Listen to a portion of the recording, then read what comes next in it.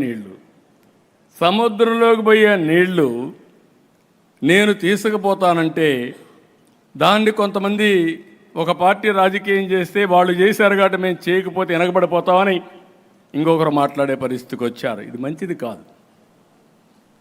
నేను ఎప్పుడో ఒకటే చెప్తున్నాను, తెలుగుదేశం పార్టీ మొదటి నుంచి కూడా తెలుగు జాతి కోసం పెట్టిన పార్టీ, ఒక యుగ పురుషుడు ఎన్టీ రామారావు గారు పెట్టిన పార్టీ ఇది. ఆ రోజు ఈరోజు తెలుగు జాతి కోసం పనిచేస్తున్నాం. నేను ఆ మాటే చెప్పాను. విభజన రోజును కూడా మీరు గుర్తుపెట్టుకోవాలి. నాకు 2 ప్రాంతాలు సమానం అని చెప్పాను, 2 కళ్ళు అని చెప్పాను, ఇద్దరికి సమన్యాయం చేయమన్నాను. అయితే అక్కడ నమ్మారు, ఇక్కడ నమ్మారు. అక్కడ మేము బీజేపీ పోటీ చేసి 20 సీట్లు గెలిపించారు, ఇక్కడ అధికారాన్ని ఇచ్చారు. అది నా జీవితంలో ఎప్పుడూ మర్చిపోలేనని చెప్పి మీ అందరికీ మరొక్కసారి విజ్ఞప్తి చేస్తున్నా. సముద్రంలోకి పోయే నీళ్లు తీసుకుపోతామంటే దానికి కూడా ఎక్కడ రైట్ ఉందని ఆలోచిస్తామంటే ఎక్కడికి పోతాను? కాళేశ్వరం ఉంది. నేను ఎప్పుడు అపోజ్ చేయలేదే, నేను వెల్కమ్ చేశాను. గోదావరి పైన మీరు ప్రాజెక్టులు కట్టండి, నీళ్లు తీసుకోండి. గోదావరి ఒకటే తెలుగు జాతికి శ్రీరామ రక్ష. నీళ్లు సముద్రంలోకి పోతున్నాయి.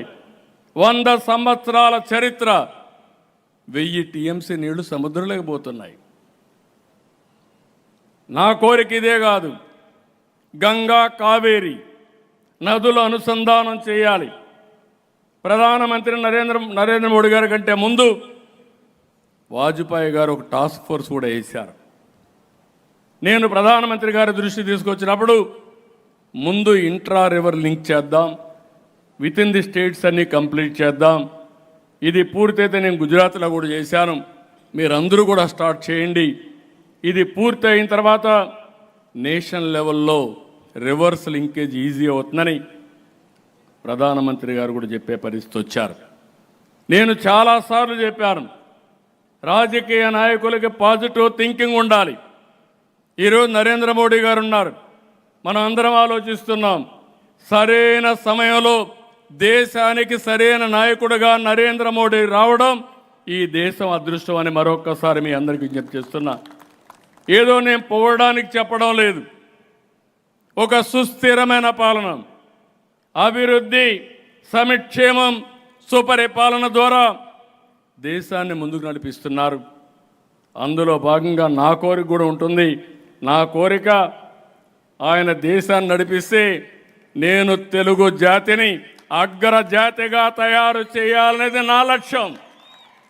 నాకేం కావాలండి? 45 ఏళ్లుగా నన్ను అందరూ కూడా ప్రేమించారు.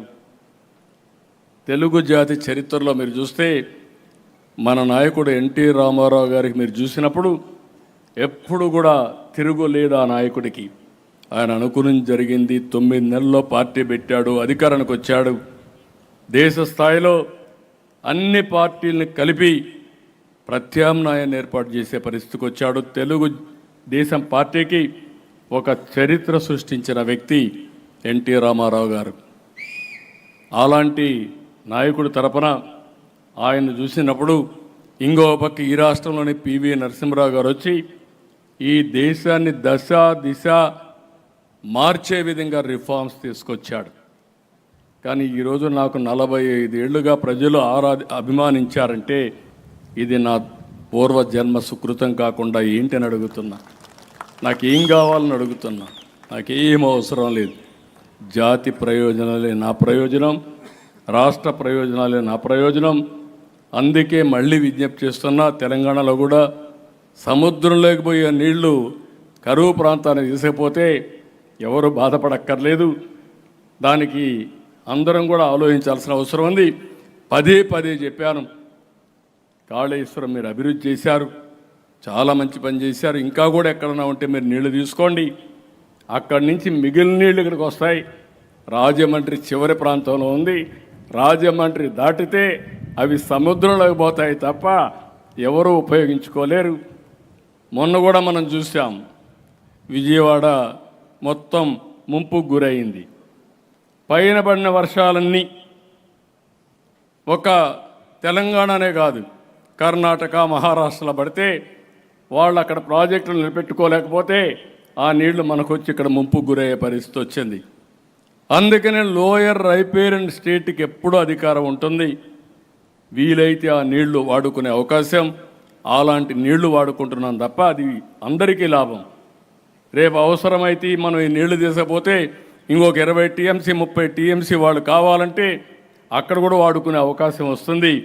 ఇది ప్రజాహితం కోసం పనిచేస్తున్నాం, తెలుగు జాతి కోసం పనిచేస్తున్నాం అని మరొక్కసారి విజ్ఞప్తి చేస్తున్నా.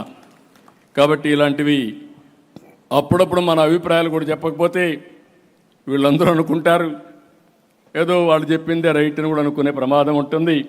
అది కరెక్ట్ కాదు. ప్రతి ఒక్క తెలుగు జాతి మొత్తం అందరం ఆలోచించుకోవాల్సింది, ఇక్కడున్నా తెలంగాణలో ఉన్నా ఎక్కడున్నా తెలుగు జాతి ప్రపంచంలో ఏ దేశంలో ఉన్నా, ఏ రాష్ట్రంలో ఉన్నా, ఏ రాష్ట్రాల్లో ఉన్నా తెలుగు జాతి కోసం చిరస్థాయిగా తెలుగుదేశం పార్టీ పనిచేస్తుందని మరొక్కసారి హామీ ఇస్తున్నా. కాబట్టి ఇలాంటి